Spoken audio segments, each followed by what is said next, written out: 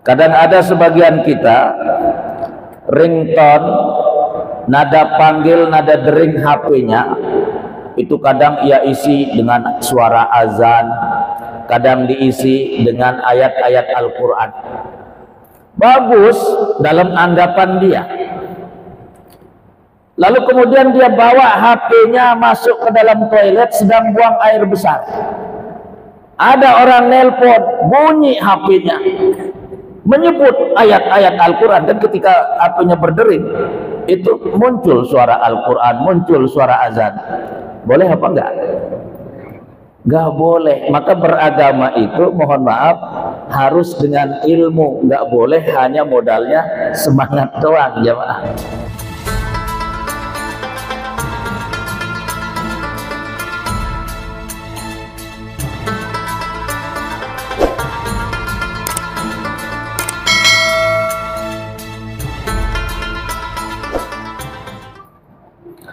Assalamualaikum warahmatullahi wabarakatuh.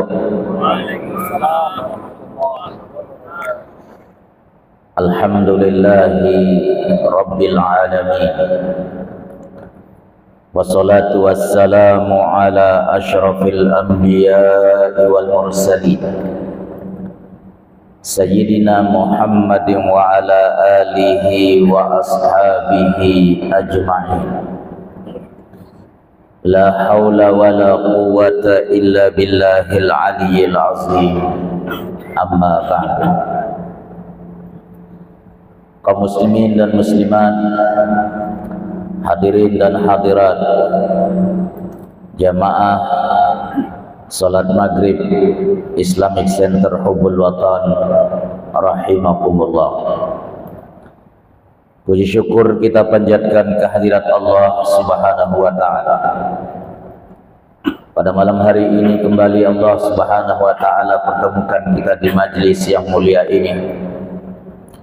Semoga Allah Subhanahu wa taala panjangkan umur kita dan mengisi sisa-sisa umur kita dengan kebaikan dan mencari pahala. Moga-moga kelak kita semua husnul khotimah di hadapan Allah Subhanahu wa taala. Salawat beserta salam semoga tercurah kepada baginda Rasulullah sallallahu alaihi wasallam. Semoga kita semua kelak mendapatkan syafaat dari baginda Rasulullah sallallahu alaihi wasallam. Jamaah rahimakumullah.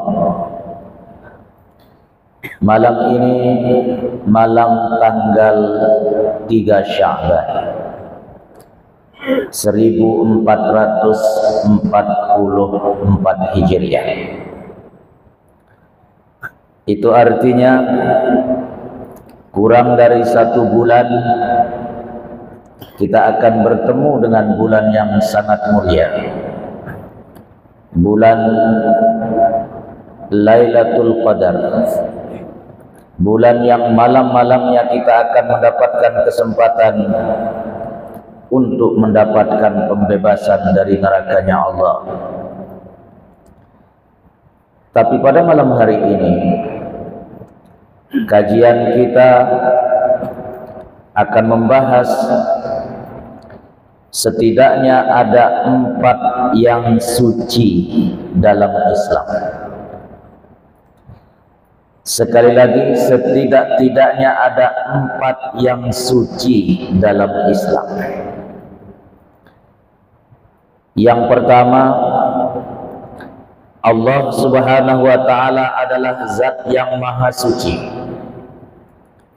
Yang kedua, Al-Quran adalah kitab suci. Yang ketiga, Ramadan adalah bulan suci. Yang keempat, Makkah Al-Mukarramah adalah tanah suci. Keempat hal yang suci dalam Islam ini satu persatu akan kita kaji pada malam hari ini. Juga nanti tentunya sebagai persiapan kita menghadapi bulan suci Ramadan. agar kiranya sebelum datangnya bulan suci Ramadan kita sudah bersuci-suci terlebih dahulu. Hadirin hadirat kaum muslimin dan muslimat rahimakumullah. Yang pertama yang suci dalam Islam adalah Allah Subhanahu wa taala, zat yang maha suci. Makanya ada sebutan maha suci. Kalau tadi Al-Quran kitab suci, Ramadan bulan suci, Makkah tanah suci, itu nggak ada mahanya. Tapi kalau Allah Subhanahu wa taala kita sebut sebagai zat yang maha suci. Karena Allah zat yang maha suci, maka tidak boleh seorang hamba yang hendak menghadap kepadanya dalam keadaan tidak suci. Kita mau sholat sebagai sebuah silah. Karena perhatikan jamaah rahimakumullah, sholat itu berasal dari kata silah. Silah itu artinya hubungan. Sholat disebut dengan sholat karena dia merupakan silah yang paling utama, jalan penghubung, media yang paling utama untuk kita bertemu dengan Allah. Kalau dulu Nabi Muhammad SAW dimi'rajkan ke Sidratul Muntaha, langsung bertemu dengan Allah Subhanahu wa taala dalam rangka menerima perintah salat, maka tidak ada lagi makhluk Allah Subhanahu wa taala yang bisa bertemu dengan Allah langsung di Sidratul Muntaha. Tetapi Allah menyediakan satu media, satu sarana, satu jalan, satu silah, satu penghubung untuk bagaimana seorang hamba berhubungan langsung dengan Allah, bahkan bertemu dengan Allah Subhanahu wa taala. Sarana itu disebut dengan salat. As-salatu mi'rajul mu'min. Salat adalah tangga, media bertemunya seorang yang beriman dengan Allah. Maka begitu kita takbiratul ihram, pada hakikatnya kita sedang berhadapan dengan Allah. Hakikatnya kita sedang berada di alam Allah. Maka itu sebabnya baginda Nabi bersabda, "An ta'budallaha ka'annaka tarahu, fa in lam takun tarahu fa innahu yarak." Begitu engkau takbiratul ihram, maka engkau sedang menyembah Allah Subhanahu wa taala. Engkau sedang berada di alamnya Allah Subhanahu wa taala. Maka rasakan dalam hatimu, ka'annaka tarahu, seolah-olah engkau sedang melihatnya. Fa illam takun tarahu, jikalau engkau tidak mampu melihatnya, karena memang siapapun di antara kita tidak akan pernah mampu melihatnya, fa innahu yaraka, yakinkan dalam hatimu, hadirkan dalam perasaanmu bahwa Allah menatap segala gerak-gerik. Maka karena ketika kita bertemu dengan Allah lewat ibadah salat, jamaah rahimakumullah, maka orang harus dalam keadaan suci. Suci dari hadas kecil, suci dari hadas besar. Perhatikan jamaah, ibadah yang lain, haji misalnya, hanya satu rangkaian ibadah haji yang wajib dilakukan dalam keadaan suci, hanya tawaf. Karena tawaf itu dia seperti salat. Puasa gak mesti kita harus dalam keadaan suci terus sepanjang kita berpuasa. Ketika kita berzakat, nggak mesti kita harus dalam keadaan suci ketika memberikan zakat. Ketika kita misalnya sedang haji wukuf di padang Arafah, melempar 3 jumrah, sa'i antara Safa dan Marwah, itu enggak mesti harus dalam keadaan suci. Satu-satunya ibadah, satu-satunya di antara rukun Islam yang sekali lagi kita kerjakan wajib dalam keadaan suci, yaitu sholat. Karena sholat tadi berasal dari kata silah. Dia satu-satunya penghubung yang betul-betul vertikal langsung dengan Allah Subhanahu wa ta'ala. Itu ibadah yang disebut dengan sholat. Mengapa kita harus dalam keadaan suci? Karena kita mau menghadap kepada Zat yang Maha Suci, mau bertemu dengan Zat yang Maha Suci. Harus suci badannya, suci pakaiannya, suci tempat sholatnya, bahkan harus suci hatinya. Perhatikan jemaah, ketika Nabi Musa alaihissalam sedang berada di Bukit Tur Sina, Allah Subhanahu wa ta'ala ceritakan dalam surat Thaha, ketika Allah berkata kepada Nabi Musa, "Inni ana rabbuka fakhla' na'laika innaka bil wadil muqaddas tuha." Musa, saya ini Tuhanmu,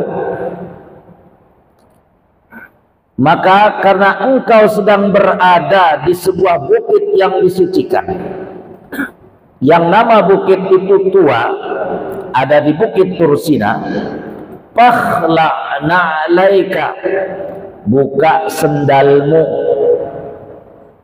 Karena bisa jadi sendalnya Nabi Musa menginjak kotoran, mau bertemu dengan Allah, Zat yang Maha Suci. Itu nggak boleh ada yang kotor-kotor, jamaah rahimakumullah. Bahkan seorang muslim ketika meninggal dunia, dia akan kembali kepada Allah Subhanahu wa ta'ala.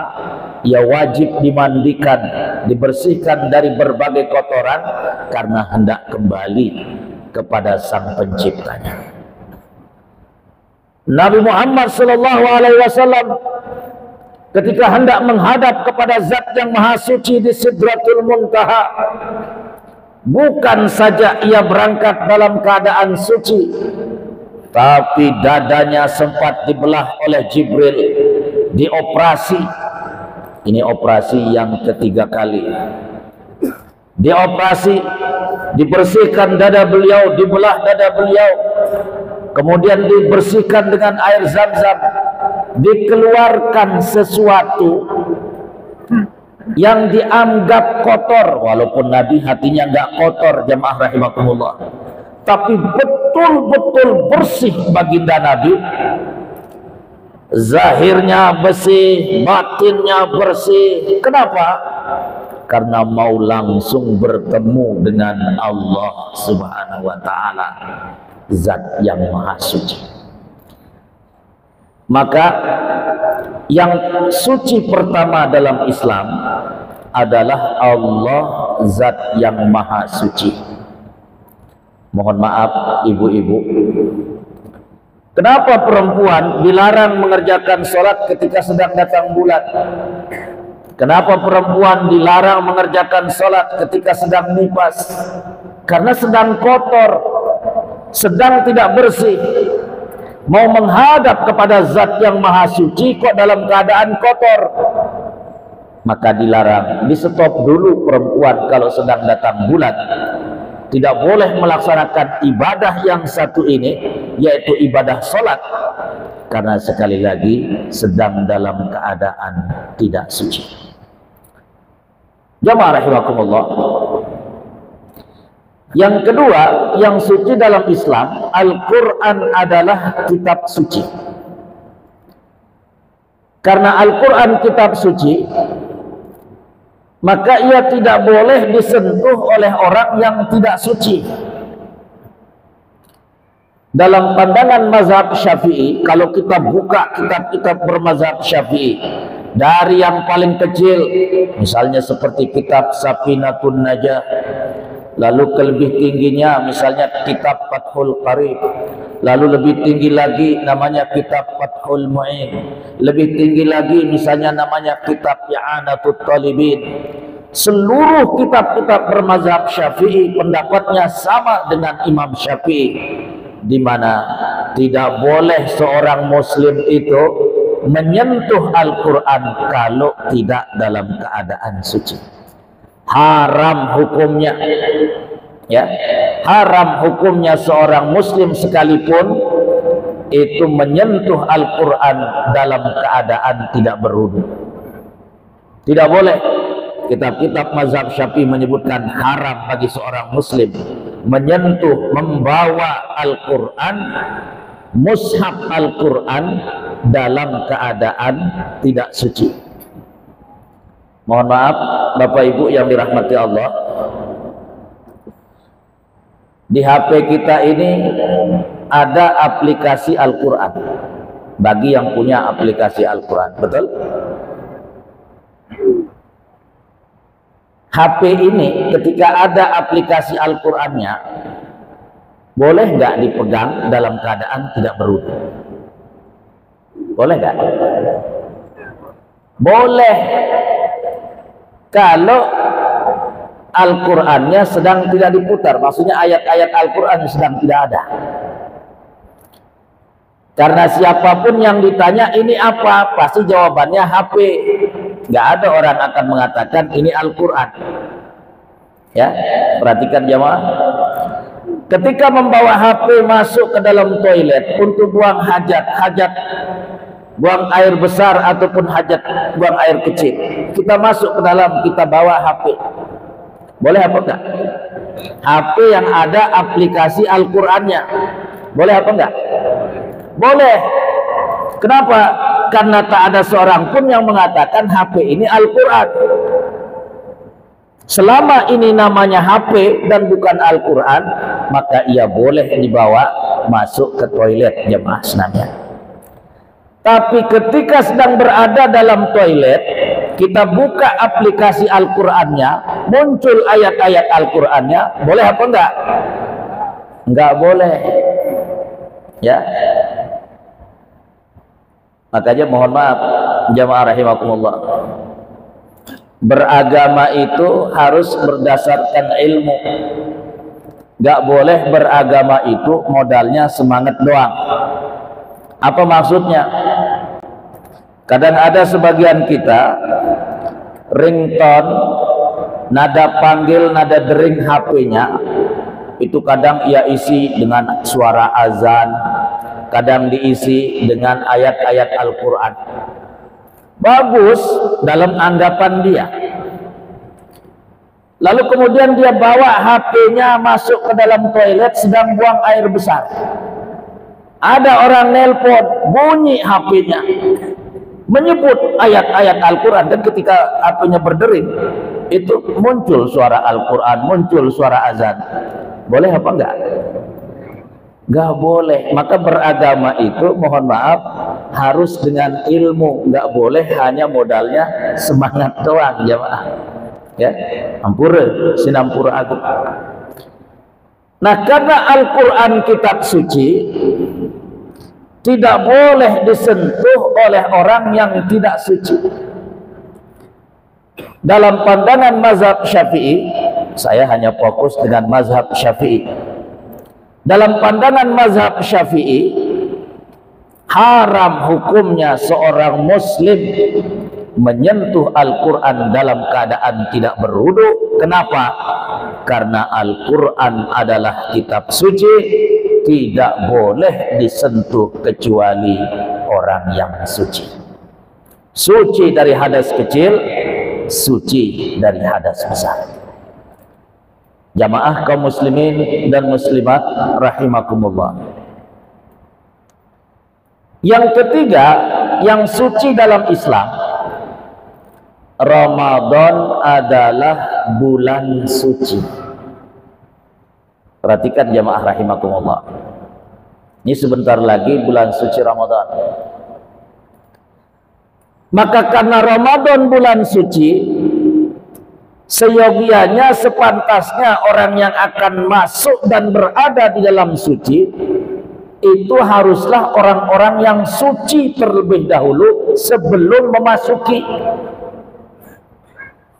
Perhatikan, Allah hadirkan satu malam nanti di bulan Sya'ban ini, di pertengahan bulan Sya'ban, yang dikenal dengan malam nisfu Sya'ban. Malam nisfu Sya'ban itu seolah-olah Allah hadirkan kepada umat Islam untuk bersih-bersih diri sebelum memasuki bulan suci Ramadan. Karena di malam nisfu Sya'ban itu ada satu hadis Nabi. Hadis ini terdapat dalam Sunan Ibnu Majah. Kalau nggak salah nomor hadisnya 1390. Hadis yang diriwayatkan datang dari sahabat Abu Musa Al-Asy'ari radhiyallahu anhu. Apa kata Nabi? Innallaha la yattali'u fi lailatin nisfi min Sya'ban fayaghfiru li jami'i khalqihi illa li musyrikin aw musahidin. Nanti pada malam nisfu Sya'ban itu, kata Nabi, Allah akan memandang, Allah akan menatap seluruh hamba-hambanya. Siapa yang kena dengan pandangan Allah pada malam nisfu Sya'ban itu, maka Allah akan ampuni dosa-dosanya. Kecuali dua golongan manusia yang tidak akan kena oleh tatapan Allah, yang tidak akan kena oleh pandangan Allah, sehingga kemudian dua golongan manusia ini tidak diampuni dosa-dosanya oleh Allah. Siapa dua golongan manusia itu? Pertama, musyrik, orang yang masih mempersekutukan Allah Subhanahu wa ta'ala. Dan yang kedua, musahin. Siapa musahin itu? Musahin itu orang yang masih bermusuhan, orang yang masih menyimpan benci dan dendam, orang-orang yang masih iri kepada sesama umat Islam. Ini dua golongan manusia di malam nisfu Sya'ban tidak akan mendapat pandangan dan tatapan Allah, sehingga kemudian ia tidak diampuni dosa-dosanya oleh Allah sebelum datangnya bulan suci Ramadan. Maka seolah-olah agama berpesan, kalian umat Islam, sebelum datangnya bulan Ramadan, Allah hadirkan satu malam di pertengahan bulan Sya'ban untuk kalian bersih-bersih diri, bersihkan diri dari segala noda kemusyrikan, dan bersihkan diri dari permusuhan, bersihkan diri dari benci dan dendam, karena sebentar lagi kalian akan bertemu dengan bulan suci Ramadan. Maka oleh karena itu, Bapak Ibu kaum muslimin dan muslimat rahimakumullah, alhamdulillah sekali lagi kita sedang berada masih di awal-awal bulan Sya'ban. Maka sebelum datangnya malam nisfu Sya'ban, saya ingin mengajak diri saya, mengajak kita semua, agar kiranya kita nanti terkena oleh tatapan dan pandangan Allah, menjadi orang-orang yang diampuni dosa-dosanya di malam nisfu Sya'ban itu. Mari, masih ada waktu lebih dari 10 hari, 10 malam dari malam ini, kita bersih-bersihkan diri dari ketergantungan kita kepada selain Allah, karena itu adalah bentuk kemusyrikan. Dan kita bersihkan diri kita dari perasaan benci, marah, dan dendam. Karena kalau ini masih kita simpan, begitu nanti malam nisfu Sya'ban datang, bisa jadi kita tidak mendapatkan pengampunan Allah Subhanahu wa ta'ala. Jadi jamaah rahimakumullah, sebelum datangnya bulan suci, mari kita suci diri.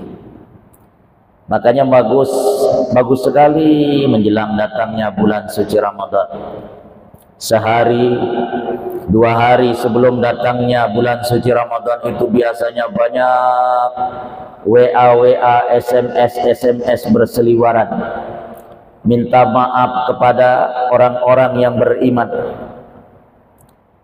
Maafkan saudaraku, mungkin aku pernah salah kepadamu. Pokoknya hari-hari itu begitu banyak yang minta maaf. Betul? Makanya ada teman saya bercanda, begitu hari ini, hari tadi dan malam ini, malam Ramadan, tadi siang itu biasanya dia akan WA yang isinya dalam rangka membuat tertawa. Isinya apa? Hari ini begitu banyak yang minta maaf kepada saya, termasuk mesin ATM juga minta maaf kepada saya, karena begitu ia masukkan kartunya yang diminta dia minta 1 juta, saldonya cuma 100.000. Maka ujung-ujungnya mesin ATM juga bilang minta maaf, saldo Anda tidak cukup. Masya Allah. Ya, mohon maaf. Bagus itu kita maaf-maafan sebelum datangnya bulan suci, karena sekali lagi jamaah rahimakumullah, kita harus suci sebelum datangnya bulan suci. Yang keempat, yang suci dalam Islam, Makkah Al-Mukarramah adalah tanah suci, jemaah. Perhatikan. Karena Makkah Al-Mukarramah itu tanah suci, setiap yang mau beribadah ke tanah suci, baik niatnya untuk haji ataupun untuk umroh, biasanya kalau misalnya datang dari Madinah, ia nanti akan mengambil miqat makaninya di Bir Ali. Kalau ia datang dari Jeddah mau masuk ke Makkah, itu nanti miqatnya bisa di Yalamlam atau di Bandara King Abdul Aziz di Jeddah. Perhatikan jemaah. Mengapa orang yang hendak masuk ke tanah suci, baik untuk ibadah umrah ataupun ibadah haji, ia harus mengambil miqat makani, mengenakan pakaian ihram di miqat makani ini? Kalau di Bir Ali jaraknya dengan Makkah itu lebih dari 450 kilo. Kalau dari Bandara King Abdul Aziz atau di atas Yalamlam itu lebih dari 100 kilo. Sebelum masuk ke tanah suci, maka orang yang hendak masuk ke tanah suci harus suci dulu sebelum masuk ke tanah suci. Ihram itu simbol kesucian. Laki-laki mengenakan putih, lalu kemudian setelah ia mengatakan labbaik Allahumma umratan, ia akan sholat sunat 2 rakaat. Lalu kemudian setelah seorang mengenakan pakaian ihram jamaah, maka larangan-larangan ihram berlaku pada dirinya. Faman farada fihinnal hajja fala rafatha wala fusuqa wala jidala fil hajj. Setelah ia mengenakan pakaian ihram di miqat makani, ia harus mulai bersuci-suci. Tidak boleh lagi ia melakukan dosa-dosa. Tidak boleh lagi ia bertutur kata dengan perkataan yang berbau pornografi. Tidak boleh melakukan dosa sekecil apapun dosa itu. Jangankan dosa besar, dosa kecil pun tidak boleh dilakukan. Tidak boleh lagi ia melakukan perdebatan sia-sia. Kenapa? Karena hendak masuk ke tanah suci. Maka orang yang mau masuk ke tanah suci harus suci. Jamaah rahimahumullah. Makkah disebut dengan tanah haram. Tanah haram itu jamaah rahimakumullah bukan hanya Masjidil Haram yang namanya tanah haram. Rasulullah SAW telah memberikan batasan tanah Makkah itu yang mana yang masuk dalam kategori tanah haram. Ke utara, kata para ulama, itu jaraknya sekitar 7 kilo ke utara Masjidil Haram, itu masih masuk wilayah haram.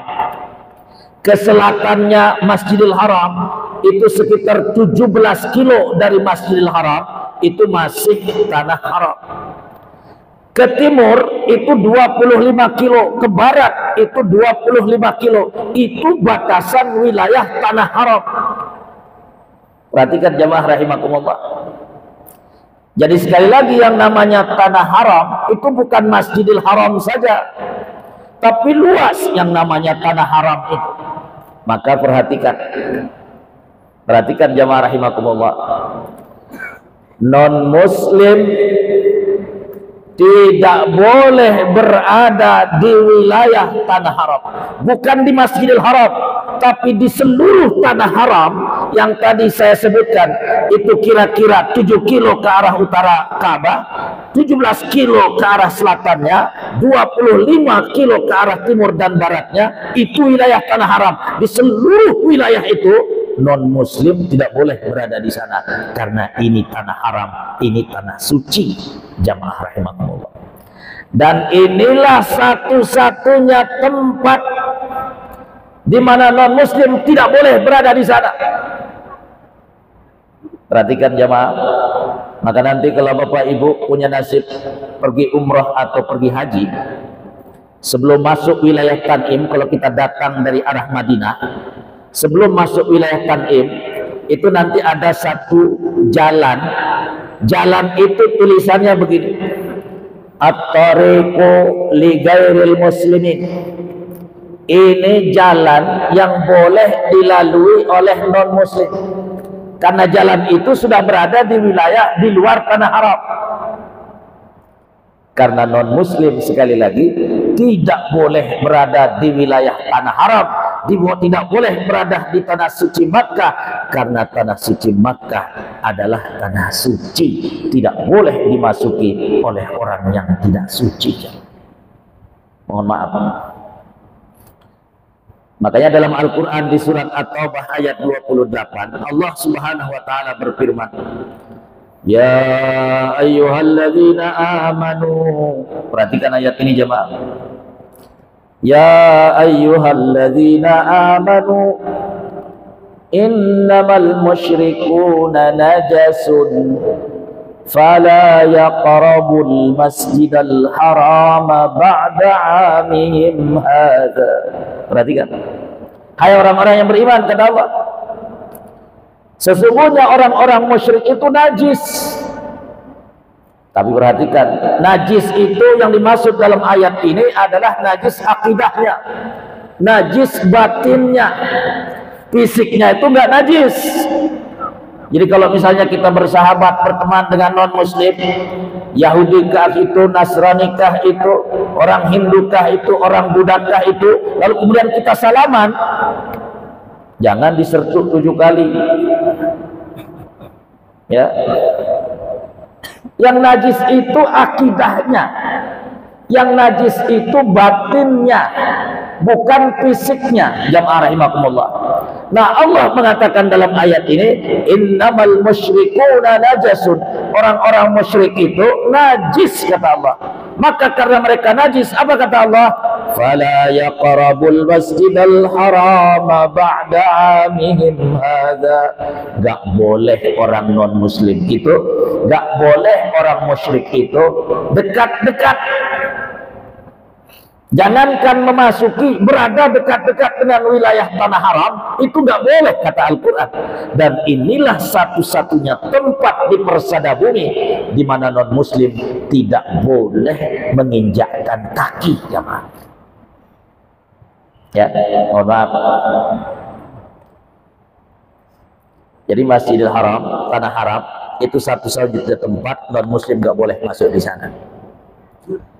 Di Masjid Nabawi, orang Yahudi Madinah masuk menemui Nabi di Masjid Nabawi. Nasrani Bani Najran pernah masuk menemui Nabi di Masjid Nabawi. Gak dilarang oleh baginda Nabi karena Masjid Nabawi itu tidak termasuk dalam sebutan tanah suci. Saya mau bertanya, mohon maaf kepada Bapak Ibu, kira-kira kalau ada non-muslim, Kristenkah itu, Yahudikah itu, Buddhakah itu, Hindukah itu, masuk ke dalam Masjid Hubbul Watan ini, masuk ke tempat mimbar imam, jadi imam di sini, kira-kira Bapak bolehkan apa enggak? Hah? Boleh apa enggak? Hah? Ada dua nih, ada yang bilang boleh, ada yang bilang tidak boleh. Jadi ada dua kaul ulama yang hadir di sini. Tuh, ada yang bilang enggak boleh.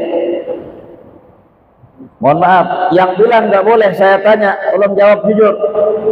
Lebih mulia mana Masjid Hubbul Watan dengan Masjid Nabawi? Lebih mulia Masjid Nabawi. Lah di Masjid Nabawi saja Nabi nggak melarang non-muslim masuk ke Masjid Nabawi, lalu kenapa kita mau larang-larang di sini?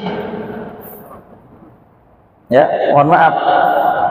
Hanya satu tempat non-muslim tidak boleh berada di sana, tidak boleh menginjakkan kakinya, yaitu hanya di tanah suci Makkah Al-Mukarramah. Karena itu tanah suci, tidak boleh non-muslim berada di sana. Karena tadi Allah mengatakan, ya ayyuhalladzina amanu innamal musyrikuna najasun fala yaqrabul masjidal haram ba'da amihim hadza. Jelas ayatnya mengatakan enggak boleh non-muslim berada di tanah haram. Jamaah rahimakumullah, karena waktu Isya telah tiba dan sudah diingatkan waktu sudah habis. Jadi sampai di sini pertemuan kita pada malam hari ini. Tidak ada pertanyaan lain waktu saja. Kita tutup dengan doa kafaratul majlis. Subhanakallahumma wa bihamdika asyhadu an la ilaha illa anta astaghfiruka wa atubu ilaik. Wassalamu alaikum warahmatullahi wabarakatuh.